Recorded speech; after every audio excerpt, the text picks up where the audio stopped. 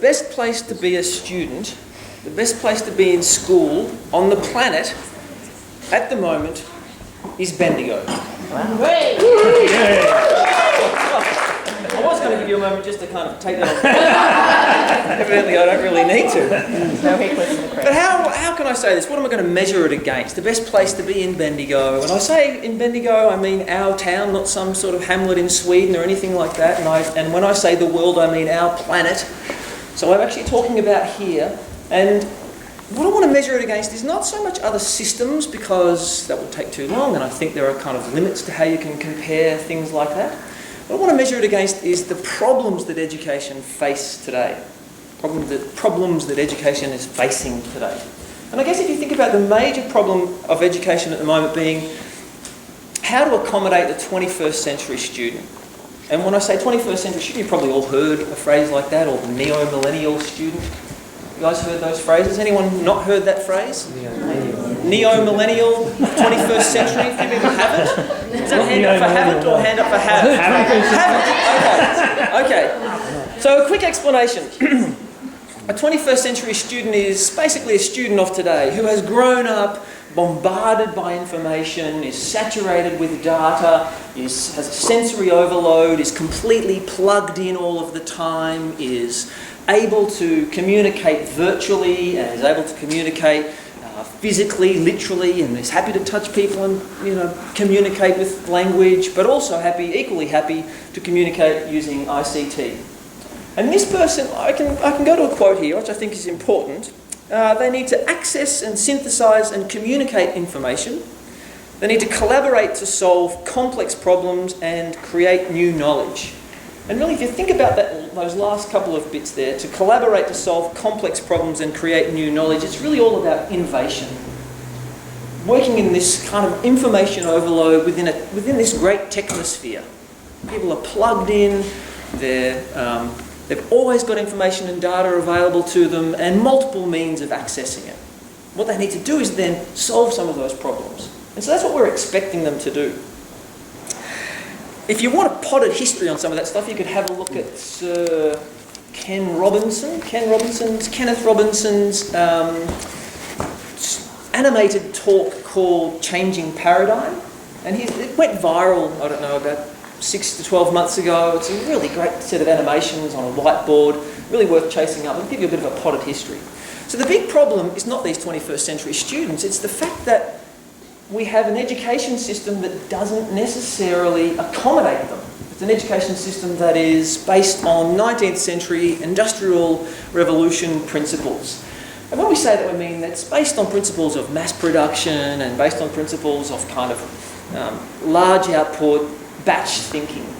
It also means, though, that when compulsory education was being, I guess there was an initial push for it in the late 1800s, there were various lobby groups, and some people had really noble intentions about civilising and that sort of thing, about sharing information, sharing knowledge. But there was also another lobby group coming from industry that said that we really needed to have a workforce that was compliant, that was also docile to an extent, that was able to work in these production lines without causing too much fuss. And there was a real lobby group and real pressures on what the education system should look like when it started to emerge. And so you see those kind of classic kind of rows of chairs, teacher up at the front hiding between a whiteboard and a desk. So that dominated for a very long time. But if we've got that structure as education, and we've got these 21st century students, there's a real disconnect there. And so if we measure ourselves against that problem, I don't think it's too much to build a case to say that we're amongst the best in the world. In fact, I'm happy to be parochial, because I think we need to be about education, that we are really offering students some of the best experiences in schools on the planet at the moment, particularly in secondary schools, which is my research area and what I want to talk about tonight. And so how do we know this? Well, the BEP, the Bendigo Education Plan, acts as a circuit breaker to make sure that we don't keep doing what we've always done. That there's not a continuing kind of disconnect between the sort of students that are coming through the schooling system and what the schooling system has to offer them. And so How do I know this? Well, I'm doing some research in this area. I'm looking at Bendigo Education Plan schools pretty closely, but I've also been really lucky enough to get into classrooms across the world. I've been in classrooms in numerous states in the US, right across Australia, in Arnhem Land and Darwin, and across in Perth. I've been in schools in Japan. I've seen schools in New Zealand. I've done lots of reading, and there's lots of statistics that kind of put you in those schools virtually. I've even been to Kyneton. And let me tell you, we've got some really good, anyone from Kyneton, we've got some really good stuff going on here in Bendigo. But when you think about the Bendigo Education Plan, what are we thinking about? And when talking to friends of mine who have got kids who are around about my age who are about to start moving into these schools, they're really quite worried. You know, the initial impetus or the initial kind of publicity pitch for the Bendigo Education Plan was big open spaces, kind of barn-like spaces that reasonably really scared people, scared parents. Parents were genuinely worried about that stuff. And that's fair enough. I mean, really, to me, it seems like a publicity or a PR kind of nightmare. It's really a fantastic opportunity. $100 million, 4 schools, and an 8-year turnaround. Anyone working in education knows that an 8-year turnaround, 180-degree turnaround, building 4 new schools on that scale, and it's all finished in 8 years, is remarkable. Forget planets aligning, whole galaxies had to align for this sort of thing to happen. And it did. And it's now all of the students in high schools in Bendigo are having this experience. Wonderful opportunity, and very unique across the world. People are trying different things, but I think this is one of the best. So, what does open spaces mean? Lots of people were really frightened because they thought there's going to be 150 kids in this classroom. My kid's going to be down the back smoking and fighting. He's not going to be up the front with the nerds. It's not going to be good. We're going to lose kids. It's really far from the reality. A very long way from the reality.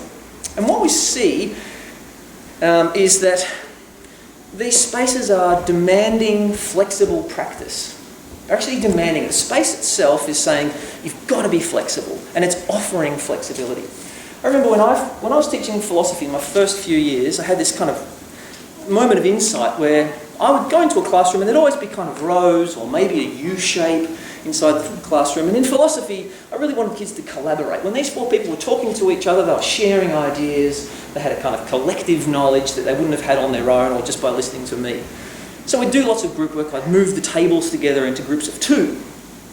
And then after a couple of weeks, I'd get this little on the corner of the whiteboard, there'd be this little sign that says, please put the tables back the way you found them. I'm thinking, that's a bit rude. And I was up for a fight and I said, you too. Thinking if they really wanted to change them, then they could. Why should I be inconvenienced? Anyway, it happened for a little while, and after a couple of weeks, I'd move my tables back. I had no problem doing that. That's the way I wanted it to happen. They'd move their tables back. But then eventually they stopped moving their tables back. And I thought, I won. And I don't mind winning. But I realised, as time went on, I thought, actually, that's not a very good sign, because that just means initially they thought, what I need is rows, and he's not putting them back. But really what that meant was that the rows themselves weren't that important. That if it was more convenient just to leave them there, I'm sick of moving these chairs, just leave them there, then ultimately the rows weren't important at all. It was about convenience. And I think that was kind of a key insight for me. And ultimately, these open, flexible spaces is that kind of insight writ large. People really, first of all, have to decide what it is they're going to teach, what elements of the discipline they're going to focus on, and then how they're actually going to put those things together for a learning experience. And sometimes it will be 40 students and 1 teacher or 2 teachers. Sometimes it will be in a closed room, chalk and talk kind of stuff. And they've got that choice, but they have to make that decision first. And I think that ultimately that's more work for teachers, but it also means richer learning experiences. It means much richer learning experiences. So I'm going to make a case that's kind of 3-pronged here tonight. I want to talk about learning experiences. I want to talk about results, academic results. And I want to talk about results which are non-academic results, which is kind of a tricky area because lots of people want to say, he's getting that A for this reason. She's moved from a D to a B for this reason. And so non-academic results, things like engagement and sense of community, are tricky to talk about, but I think they're really, they don't often make an appearance in policy or funding decisions, but you talk to a principal or a teacher and they know all about that stuff. They're really onto what makes a culture tick in a school. And so I'm just going to give you a couple of examples to explain, or to elaborate on each of those points. And they all come from Bendigo Education Plan School. So this is all happening today. The first for the learning experience is from VCE, from the VCE provider of Bendigo, which is up at Bendigo Senior. And so you'd think that when you move into VCE, you've got to really specialise your subjects. You've got to make sure that they know exactly what they need to know at the end. The best way to do that is to talk to them and make sure they know it, learn it in the back of the book. It's just not the case at all. I was doing some research up there last week, and the one story that was relayed to me was this. So picture this: there's two teachers, there's two classes teaching an English language course. It's a scientific version of English. It's all about rules, all about grammar. There's kind of not too much about issues or about kind of contestable ideas. And you've got two classrooms side by side, two teachers teaching the same subject. They've got a sense of what they've planned together. They've got a sense of where they're up to. They've got a sense of each other's cohort. There's big windows leading to outside, lots of natural light. There's windows in the other walls leading into the hallway, leading into the windowed staff room. And then there's a glass wall between the two rooms. It's transparent. It's completely see-through. It's not translucent. It's not like this. You can actually see each other, no problem at all. So these two teachers, because of the alignment of their curriculum, the head of English had to put them in the same two rooms next to each other. They had to make sure they were teaching the subject. They had to make sure they were planning together. They had to make sure that they knew what each other was doing. They got to a point where they said, hang on a sec, I reckon we could do some work here together and offer the students something different. So they said, okay, pulled back the doors, and the students weren't too freaked out because they'd actually been looking at each other the whole time for the last couple of weeks. And they become really quite territorial, teenagers. You need to, probably some of you, anyone with a teenager at home would probably know that, but it's the same in school. Don't freak me out by making me having to go over there and talk to Claire. She's in a different class. So they pulled back the doors and they said, okay, so we're going to talk about this outcome today, this particular subject, but I'm going to talk about the concepts. So I'm going to talk about it at a fundamental level. And Brenton's teaching, he's my colleague, but he's going to teach about the concepts, he's going to talk about the implementation of them. So he's going to talk about them in some situations. If you reckon you're up to that and you've got a grasp, you can go with him. If you reckon you're still kind of at that level of concepts, you're not too sure about everything, then you come with me. And so what transpired was that there was one group of 12 students with the teacher doing the concepts, and one group of around about 28 or 29 students with the other teacher doing the implementation. And the teacher with the smaller group says 1 to 12 in an open plan. Imagine the first kind of thought is, oh my God, my student's going to be lost. Now all of a sudden, the ratio of student to teacher is 12 to 1. 12 kids, 1 student. 12 kids, 1 teacher. And they talked all about concepts and they went through things in a fairly detailed way. Nice and close. You could really keep an eye on everybody. And the bigger group was doing kind of collaborative work, and they were going back to the teacher, then they were talking again, and they were talking as a large group. It's really quite a dynamic experience. And this stuff could have happened in a traditional arrangement, but it was the extreme exception and not the norm. Whereas what we're finding in these new spaces is that this sort of initiative is becoming the norm. This sort of initiative is what people do all of the time. And the spaces really ask you to do it. In the 7 to 10 colleges, where there are often no glass walls in between them, there's even less barriers. And so the opportunity to kind of do things like that is even more apparent, even more immediate. So to talk about academic results, we can look at an initiative that probably wouldn't have happened in a traditional arrangement. And that is that some students were struggling with maths. The results at a particular school were really terrible, amongst the country's lowest. And so they had to intervene in some way. So they employed a software program that meant that every kid and they were taught They were being taught maths by year level. So all the year 7s were doing it at once.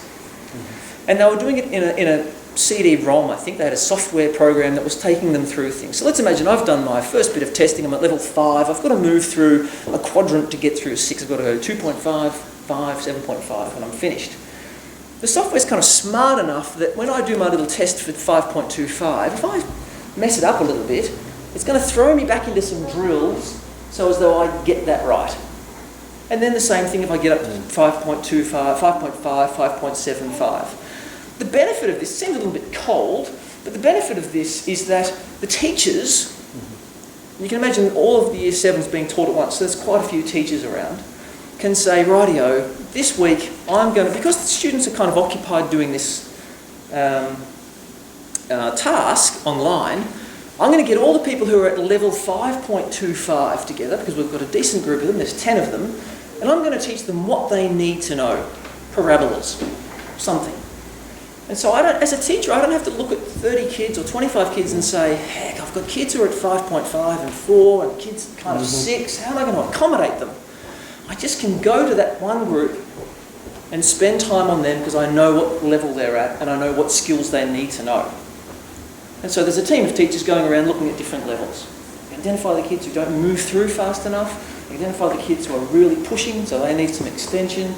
This sort of stuff is possible because of these spaces, because of the flexibility. Now, it may have happened in traditional arrangement, but it's very unlikely. Very unlikely.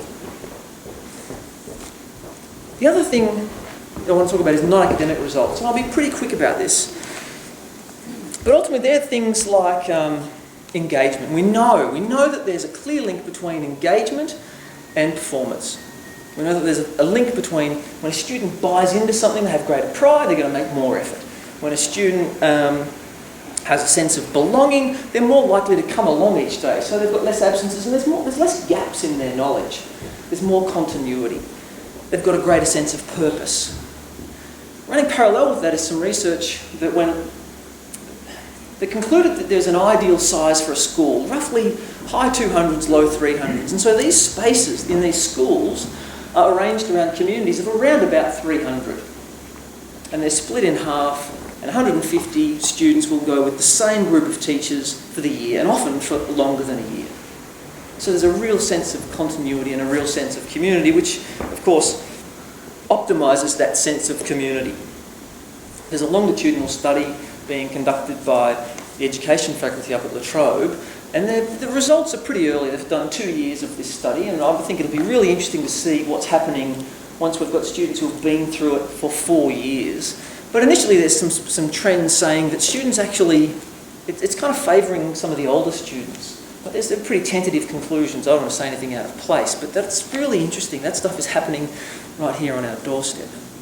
So in the face of this really big problem for education, we've got an answer in Bendigo. There are lots of systems around the world proposing answers, but I reckon our answer for trying to accommodate a 21st century student is really one of the best answers on the planet.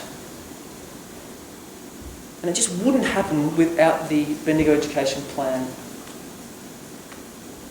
And the impetus that it creates, the energy that it's created, and it's really acting as a circuit breaker.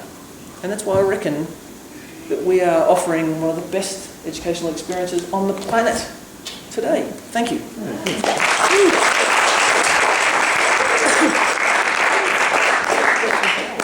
Pardon?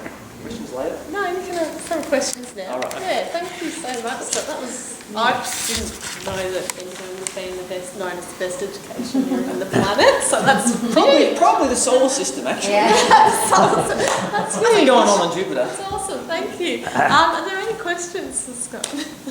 This one here, Claire. Scott, I've got a question for you.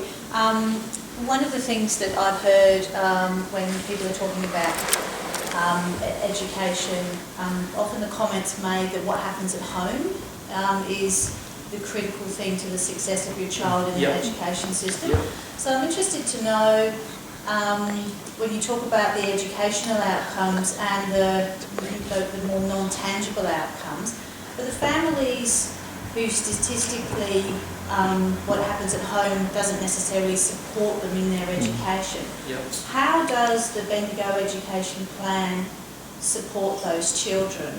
And do you know, does it support them? Has there been any research done, any findings in that regard? No, there's been no research done in terms of what impact the Bendigo education, well, not to my knowledge anyway, will have on, say, low socioeconomic status students. So the first part of your question is what impact does it have, or what scope does the BEP have to kind of help improve that, do you think? That's a great question. Is that your question? Yeah, that's great. Yeah. I wasn't very clearly articulated, but thank you. That sounds like a great summary of my question. Okay. So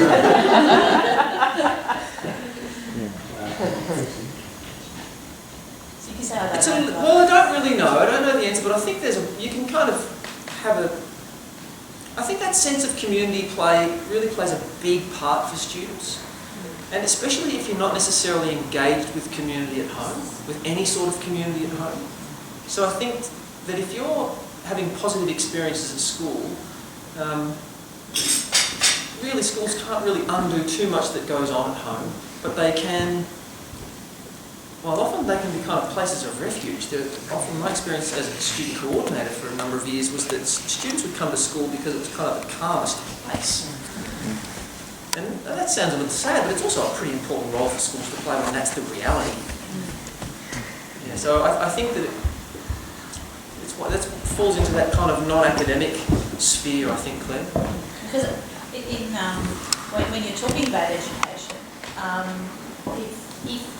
if the school, in my ideal mind, in the ideal world, if the school can help the child to do really well, educationally, regardless of what goes on at home, to me that would be an awesome outcome for education. Yeah. I think you're right to point out the statistic that says that the greatest impact on a student's education is the home environment. Yeah. I haven't read too much that talks about what those things are, so how do you make that tangible? I'm not really sure of that, but I imagine that it's things like positive speak about school, encouraging homework, looking for learning opportunities, and then sort of extending the school walls, so to speak. Are there books in the house? Is learning valued? Yeah. Having interesting. yeah. Is it a pleasurable thing to do in and of itself? Yeah. Well, along the same lines, are they finding that family engagement with learning is increasing with the changing styles, particularly in the secondary schools like that, or is it? Sure. Do you mean like parent participation? Yeah. Well, maybe these groups of families that haven't been supportive, where the new styles are engaging them. I don't know. It doesn't matter what you do, it's going to be school. I think it's pretty specific to schools, whereas I'm sort of looking at how the system has kind of, by setting up these particular parameters within the system, there are certain ways that are consistent that the schools are responding, whereas I think something like that, it's down to individual schools. Yeah. And parents will engage in different ways in different environments, in different settings. Scott, look, that sounds absolutely fantastic. The plan, can you just briefly tell us, I guess, how that plan came to being? I mean, how did Bendigo come to have such a different method than's happened in the past? Yeah, that's an interesting question.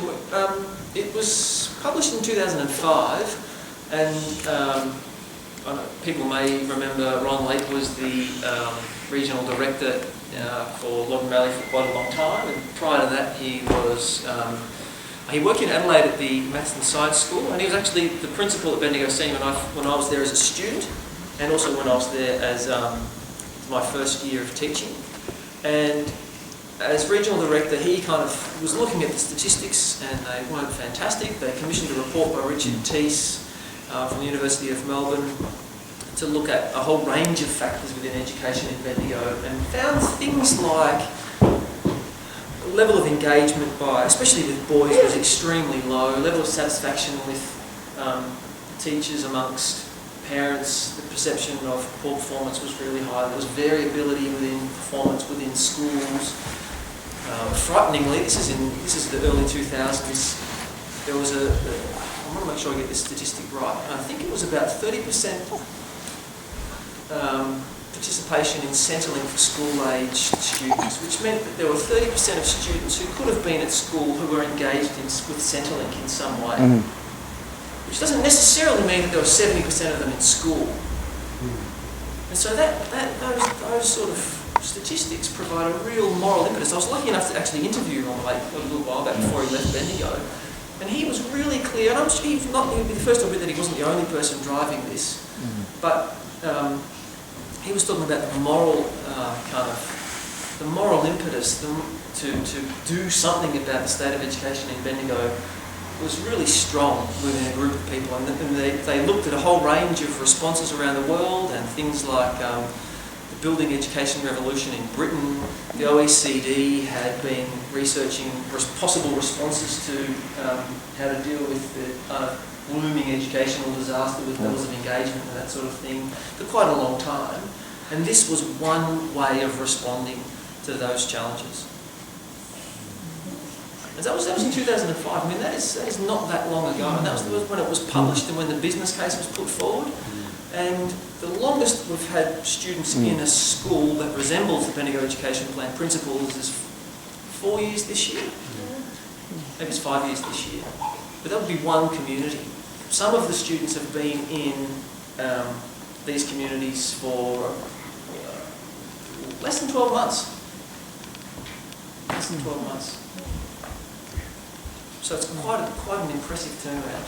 And it caused, they closed an entire school down. I know that caused kind of angst, it caused worry and concern, and there was community meetings, and Brendan can talk about that in a little bit more detail. But that was not without pain.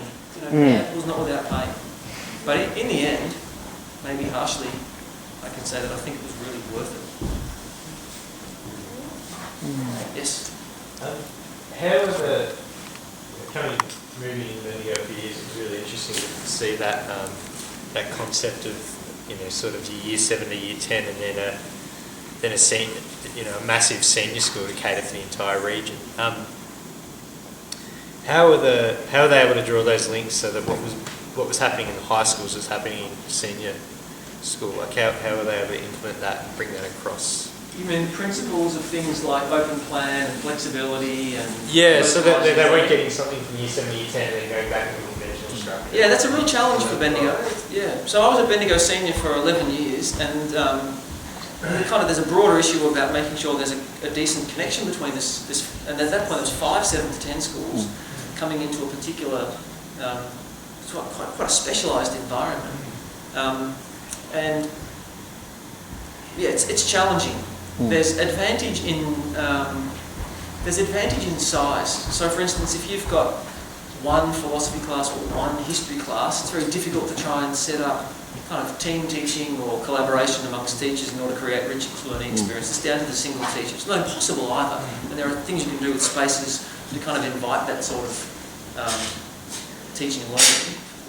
But then where there's multiple classes, like in English or in mathematics, then you've actually got scope to align things a little more closely, so you've got bigger groups of students and teams of teachers. So in some instances the students will be moving into a fairly traditional arrangement in smaller subject areas, and then in other instances it'll be a fairly seamless kind of experience, I think. I don't say when to say seamless. I think they'll have similar experience. They'll have the scope to have similar experiences. Yeah. That's a challenge for Bendigo, and an ongoing challenge. Pre-BEP, post-BEP. Yeah.